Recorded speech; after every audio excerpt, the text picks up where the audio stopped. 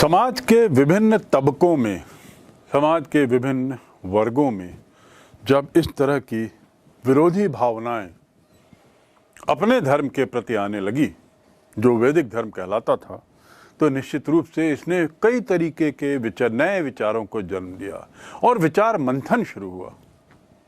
लोग सोचने लगे कि क्या धर्म खर्चीला होना चाहिए? ब्राह्मणों का वर्चस्व किस लिए होता है समाज में? जीवन क्या है? मृत्यु क्या है? हम इस धरती पर क्यों आए हैं? हमारे जीवन का उद्देश्य क्या है? आनंद क्या है और आनंद पाने के लिए क्या किया जा सकता है? आदि आदि ऐसे अनेक सवाल और इसके अनेक जवाब। सभी सवालों के लोग अपने अपने अनुसार इसकी विवेचना करने लगे, इस पर विचार मंथन करने लगे। और बहुत से विचारक ऐसे थे जो घुमक्कड़ थे, घुमक्कड़ प्रकृति के थे, घुमक्कड़ प्रवृत्ति के थे और घूम घूम कर लोगों के साथ बैठकर आश्रम में, जंगलों में, नुक्कड़ में, यहाँ वहाँ बैठकर उनके साथ अपने विचारों का आदान प्रदान करते थे।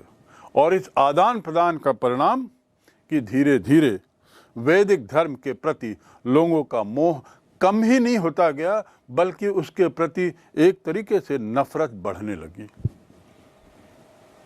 और इसके जिम्मेदार मुख्य रूप से ब्राह्मणों को ही ठहराया गया। स्वाभाविक था। तो इन नए विचारों के उदय के साथ साथ, विचार मंथन के साथ साथ, जब मंथन होता है तो एक निचोड़ निकलता है। यही निचोड़ था बुद्ध धर्म और जैन धर्म के रूप में दो नई सोच का सामने आना। और उसका श्रेय जाता है गौतम बुद्ध और भगवान महावीर को। नए विचारों के उदय के साथ ही साथ पांचवा कारण जिसे हम मान सकते हैं इस समय के काल के बौद्ध धर्म और जैन धर्म के उदय के कारणों में, तो पांचवा कारण है नई कृषि आधारित व्यवस्था। ये क्या है? आपको याद होगा, मैंने पूर्व में बताया था कि मगध राज्य जो है वो भौगोलिक दृष्टि से तो बहुत बढ़िया जगह स्थित था। नदियां थीं, पहाड़ों से घिरा था, सुरक्षित भी था, काली मिट्टी के उपजाऊ जमीन भी थी और साथ ही लौह अयस्क वहाँ भारी मात्रा में पाया गया। लौह अयस्क की खोज ने पूरी जीवन शैली बदल दी। कृषि जो काफी कुछ खुदाई पर निर्भर करता है, जितना गहरा खोदेंगे उतनी ही जमीन उपजाऊ होगी, उर्वरक उसको मिलेगा, नैसर्गिक उर्वरक। वह पत्थरों से संभव नहीं हो पा रहा था और लौह अयस्क की खोज ने कृषि व्यवस्था में क्रांति ला दी। उसके कारण खेत में जुताई बेहतर होने लगी, बैलों का उपयोग ज़्यादा बढ़ गया और साथ ही साथ लोहे के अन्य सामान भी बनने लगे। जीवन और ज़्यादा स्थिर हो गया। वहाँ की सभ्यता के, वहाँ के लोग और ज़्यादा स्थायी हो गए, बस गए, गांव बनने लगे, शहरों का रूप लेने लगे, नए नए नगर स्थापित हुए। तो एक तरीके से एक नई अर्थव्यवस्था, कृषि आधारित व्यवस्था, और वह भी लौह कृषि आधारित अर्थव्यवस्था उस समय देखी गई। जब ये ऐसी अर्थव्यवस्था में बैलों की सख्त जरूरत थी, ज़्यादा से ज़्यादा बैलों की, और दूसरी ओर इस धर्म में एक वर्ग ऐसा निकला मगध में ही जो मांसाहारी बन गया और पशु बलि में विश्वास करने लगा। धार्मिक कर्मकांड में पशु बलि पर भी जोर दिया जाने लगा। तो पशु बलि और मांसाहारी प्रवृत्ति के कारण जहां बैल धन कम हो रहे थे, दूसरी ओर वहां इनकी मांग बढ़ रही थी। तो इसने भी लोगों को सोचने पर विवश कर दिया कि क्या ऐसी जीवन शैली हमारे लिए लाभदायक है। और इस सोच ने धीरे धीरे एक तरीके से वैदिक धर्म के प्रति विरोध को बढ़ावा दिया। अब हम आते हैं अगले बिंदु पर, वह है क्षत्रिय धर्म से जुड़े क्षत्रिय लोगों का क्या योगदान है इस दो धर्मों के उदय में। सर्वप्रथम आपको जानना अति आवश्यक है कि दोनों महावीर जैन धर्म के संस्थापक और गौतम बुद्ध धर्म के संस्थापक दोनों क्षत्रिय थे। ये जान लें, दोनों ने धार्मिक कार्य किए, उन्हें हम धार्मिक कार्यों के रूप में जानते हैं, उन्हें एक तरीके से हम धर्म के संस्थापक के रूप में जानते हैं, लेकिन दोनों मूल रूप से क्षत्रिय थे। आखिर ऐसा क्या था कि क्षत्रिय होते हुए इन्होंने नए धर्म की स्थापना की या नए विचारों को जन्म दिया जो बाद में धर्म का रूप लिया। वैदिक धर्म में, वैदिक सिस्टम में जो 4 वर्ग थे उसमें क्षत्रियों का स्थान दूसरा था, और ये क्षत्रिय ब्राह्मणों के बढ़ते डोमिनेंस से, ब्राह्मणों के बढ़ते वर्चस्व से नाखुश थे।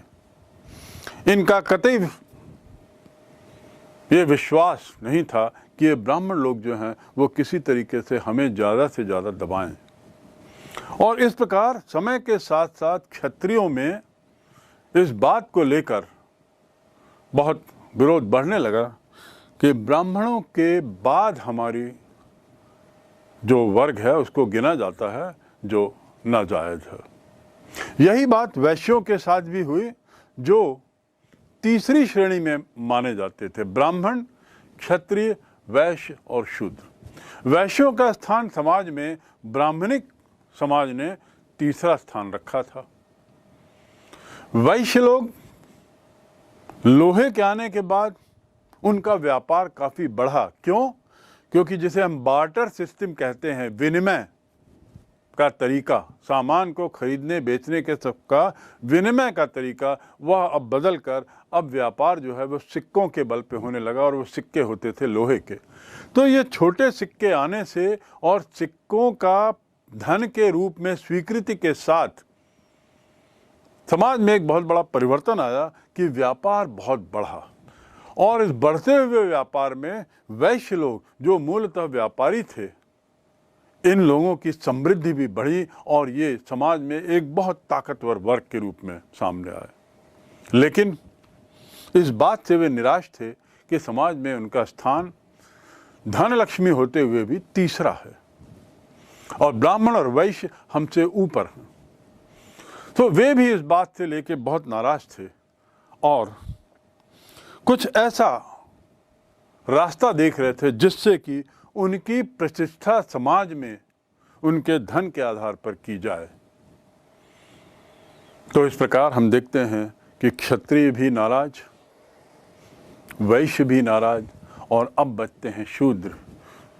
अंतिम वर्ग के, जिनको निम्न वर्ग के रूप में देखा जाता था, इनका नाराज होना स्वाभाविक ही था। कारण कि उन्हें निम्न रखा गया था, यह स्वयं में एक पर्याप्त कारण था उनकी नाराजगी का, और इनकी संख्या समाज में सबसे ज़्यादा थी। तो ये एक बहुत बड़ा तबका ब्राह्मणों के वर्चस्व से नाराज चल रहा था, और साथ ही जब उन्हें इस दृष्टि से, हीन दृष्टि से देखा जाने लगा, जिसमें वे गांव के बाहर रहने के लिए विवश हो गए, जिसमें उनके लिए आवश्यक हो गया कि यदि वे चांडाल के रूप में आते हैं तो लकड़ी की आवाज़ करें, और न जाने क्या क्या बुराइयां उनके साथ समाज में ब्राह्मण समाज ने डाल दी थी, जिससे वे घोर नाराज थे और उसके तीव्र विरोधी थे। तो ये भी रास्ता देख रहे थे ऐसा जिससे कि उनकी सामाजिक प्रतिष्ठा में वार्धक्य हो, वृद्धि हो। वैश्य वर्ग के बढ़ते महत्व और निम्न वर्ग के द्वारा उनकी जो स्थिति थी, बदतर स्थिति, यह एक बहुत बड़ा कारण बनी उस समय की वैचारिक क्रांति को जन्म देने में। अंतिम बात जो इन दो धर्मों के उदय का कारण बनी, बल्कि दो नहीं, बुद्ध धर्म, जैन धर्म, शैवाइत धर्म और वैष्णव धर्म, इनके जो उद्भव का कारण बनी में अंतिम कारण है राजनीतिक सपोर्ट, यानी जो जिसे हम कह सकते हैं कि उस समय की जो राजनीतिक परिस्थिति थी मगध की। मैंने बताया मगध भौगोलिक रूप से बहुत बढ़िया जगह स्थित था, साथ ही साथ वहाँ लोहे का अपार भंडार मिलने से भी बहुत से परिवर्तन आए। अब राजनीतिक परिस्थिति भी बड़ी अनुकूल निकली, और जब शासन का वर्चस्व, शासन का वरद हस्त किसी वर्ग को मिले तो उस वर्ग का उद्धार ही होता है। बिंबिसार अजातशत्रु जो हर्यक वंश के थे, बिंबिसार जो 544 BC में जिसने हर्यक वंश की स्थापना की और मगध साम्राज्य का संस्थापक राजा बना, वह स्वयं ब्राह्मणिक व्यवस्था से असंतुष्ट था। किसी धर्म विशेष के प्रति उसका कोई विशेष लगाव नहीं था। साथ ही साथ वह ब्राह्मणों के प्रभाव से मुक्त था, बड़ा मिलनसार और सहनशील था और सभी विचारों का स्वागत करता था। जैसा कि बताया गया, वहाँ की मगध की जो जनता थी वो पूर्व से ही वैदिक धर्म के प्रति पूर्वाग्रह से ग्रसित हो चली थी, पहले बताए गए कारणों के कारण। और यथा राजा तथा प्रजा, राजा की इस भावनाओं को देखते हुए प्रजा जो थी उसने अपने विरोध को और बढ़ाया, में और तेजी लाई। ब्राह्मणों के आडंबर, उनके व्यर्थ के विश्वास, उनके व्यर्थ के खर्चों का तीव्र विरोध शुरू हुआ। साथ ही गौतम बुद्ध और महावीर का आगमन भी हुआ। समय के साथ देखा गया कि बिंबिसार और अजातशत्रु ने मात्र, ये लोग उसके ब्राह्मणों के प्रभाव में नहीं थे, बल्कि ऊपर से ये लोग इन दो धर्मों के संरक्षक भी निकले। इन राजाओं ने इन दोनों धर्म के प्रचार प्रसार में अपने तरीके से इनको संरक्षण भी दिया। जैन धर्म और बौद्ध धर्म के उद्भव के कारणों का जिक्र करते हुए मैंने आपको एक बहुत महत्वपूर्ण बिंदु बताया था, और वह यह था कि दोनों गौतम बुद्ध और महावीर स्वामी दोनों क्षत्रिय थे। उचित होगा कि हम इनके बारे में थोड़ा और विस्तार से जानें कि इनका लीनिएज क्या है, इनका वंश कैसे, कहाँ से आया। सबसे सर्वप्रथम जैन धर्म के बारे में बात करेंगे तो जैन धर्म के संस्थापक के रूप में महावीर स्वामी को देखा जाता है, लेकिन इससे पूर्व प्रथम तीर्थंकर के रूप में सबसे पहले ऋषभदेव का नाम आता है, जो आदि प्रवर्तक कहलाए और प्रथम तीर्थंकर माने गए। इनके साथ ही एक और थे अनिष्टनेमी, लेकिन ऋषभदेव को इस बात का श्रेय जाता है कि उन्होंने इस नई विचारधारा की स्थापना की। जहां गौतम बुद्ध बुद्ध धर्म के थे, महावीर स्वामी जैन धर्म के संस्थापक माने गए और उसके 24वें तीर्थंकर यानी उनकी जो संतों की श्रेणी है उसमें उनका स्थान 24वां माना गया। 23वें तीर्थंकर जो महावीर स्वामी के 250 वर्ष पूर्व तीर्थंकर थे, वे थे पार्श्वनाथ। पार्श्वनाथ स्वयं एक क्षत्रिय थे और वे काशी नरेश के पुत्र थे। उनका विवाह कुश नरेश की कन्या से हुआ था और सांसारिक बंधनों से मुक्त होने के लिए उन्होंने संन्यास 30 वर्ष की आयु में लिया, पर थे क्षत्रिय।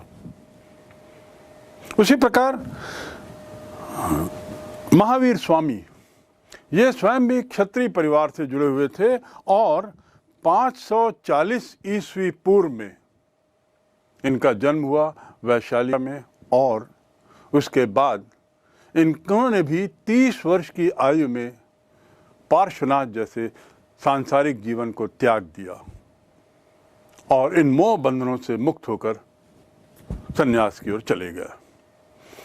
इनकी विशेष बात यह है कि पिता का नाम सिद्धार्थ था, जबकि गौतम बुद्ध का स्वयं का नाम सिद्धार्थ था।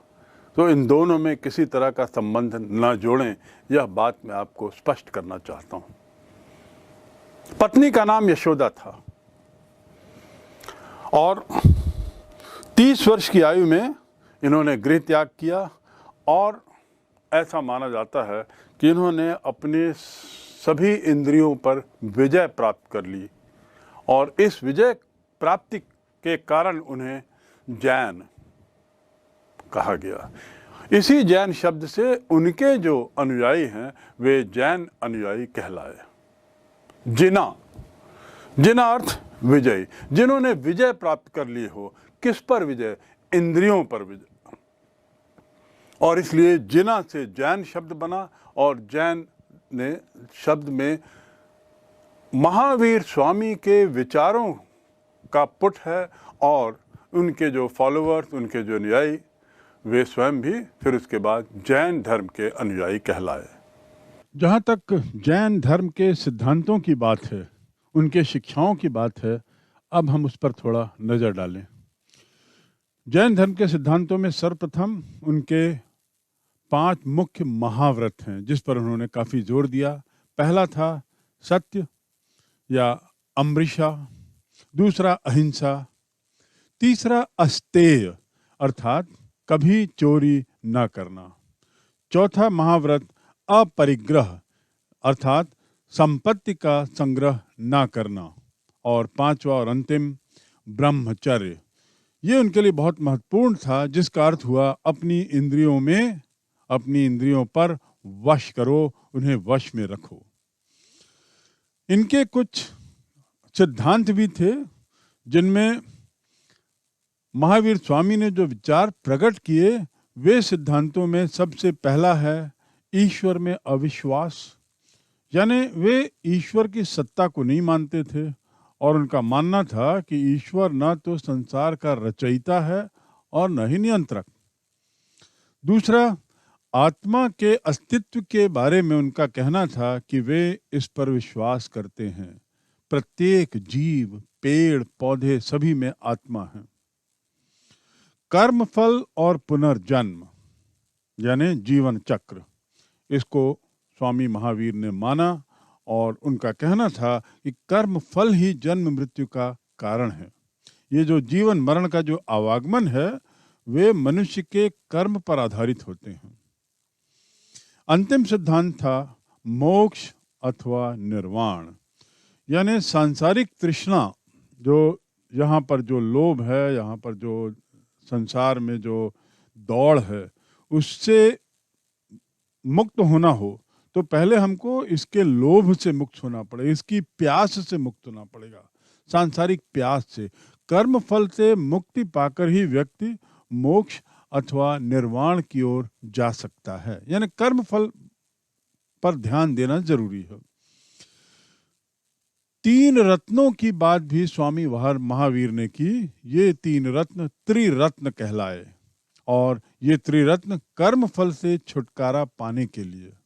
तो ये त्रिरत्न क्या थे? पहला सम्यक ज्ञान अर्थात सच्चा एवं पूर्ण ज्ञान, दूसरा सम्यक दर्शन, सत्य में विश्वास एवं ज्ञान के प्रति श्रद्धा ही सम्यक दर्शन है, और तीसरा और अंतिम था सम्यक आचरण, यानी बैलेंस्ड, उचित सच्चा आचरण एवं सांसारिक विषयों से उत्पन्न सुख दुख के प्रति समभाव, सुख और दुख सभी के प्रति समभाव रखने की जो भावना है वही सम्यक आचरण कहलाता है।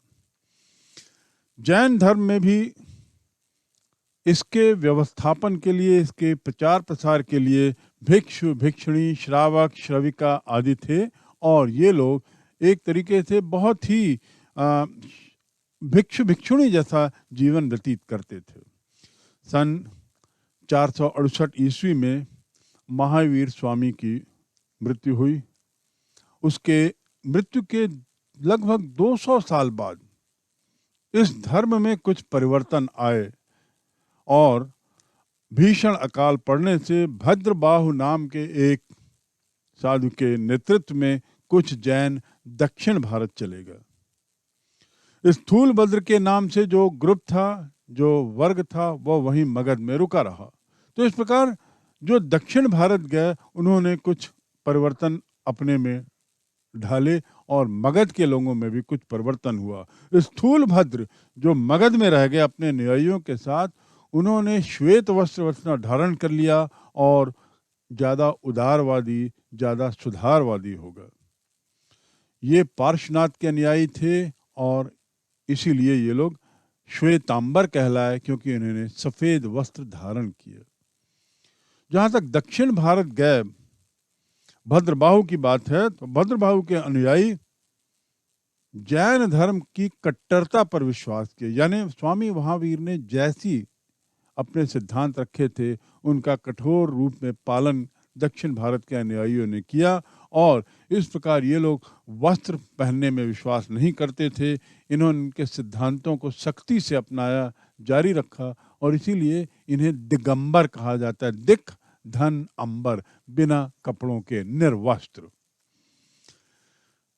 अंतिम बिंदु जैन धर्म के प्रसार को लेकर है कि आखिर इसका प्रसार क्यों हुआ, इसका विस्तार क्यों हुआ।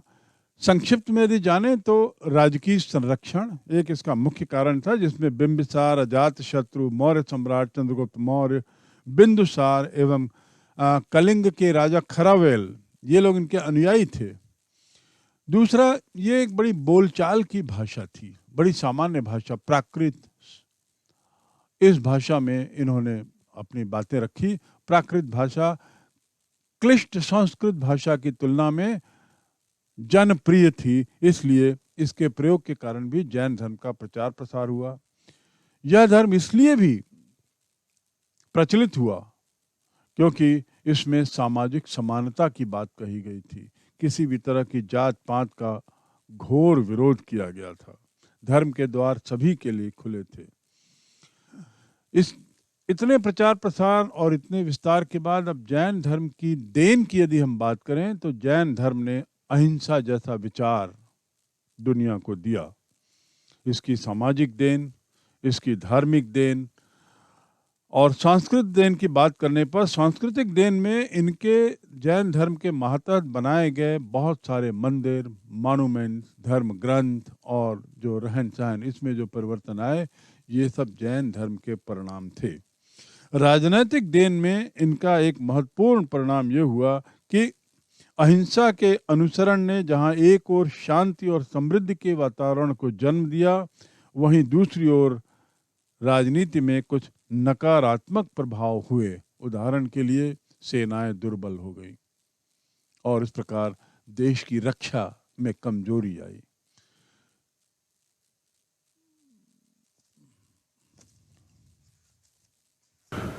छह 600 ईस्वी पूर्व विचारक, विश्वास और इमारतें, इस पर जब हम बात करते हैं तो ये बात साबित होती है कि समय के साथ साथ विचार मंथन बढ़ता गया, जिसका परिणाम अभी हमने जाना, जैन धर्म की स्थापना, तीर्थंकर का आना और उसके साथ जैन संप्रदाय का विस्तार। ये सब आखिर हुआ क्यों, इस पर थोड़ी सी नज़र पुनः डालें। वैदिक परंपरा जो उस समय थी, उसमें जो परिवर्तन आ रहे थे और उस परिवर्तनों में जो ब्राह्मणों का जो उनकी जो भूमिका थी, उसको लेकर बड़े सवाल उठ रहे थे, बड़े प्रश्न चिन्ह लगाए जा रहे थे। साथ ही साथ धार्मिक प्रक्रियाओं में, धार्मिक अनुष्ठानों में जो बुराइयां जुड़ गई थी, उसने भी समाज के बहुत बड़े तबके को सोचने पे विवश कर दिया।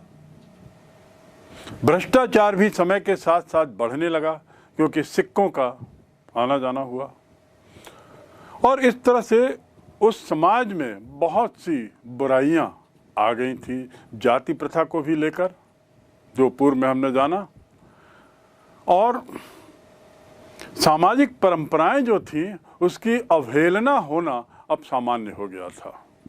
जो भी पारंपरिक परंपराएं जो स्थापित की गई थी, उसकी अवहेलना होना एक सामान्य प्रक्रिया हो गई थी, जिसके विरोध में लोगों ने सोचना शुरू किया। और इसी सोच विचार का जो निष्कर्ष है वह इन दो धर्मों के प्रादुर्भाव के साथ हुआ। एक तो हिंदू धर्म के अंदर वैष्णव और शैव, ये भी हिंदू धर्म के अंदर ही थे, लेकिन उन्हीं के देवी देवताओं को लेकर उन्होंने नई परंपराएं, नए विचार सामने रखे। और दूसरा जैन धर्म और बौद्ध धर्म।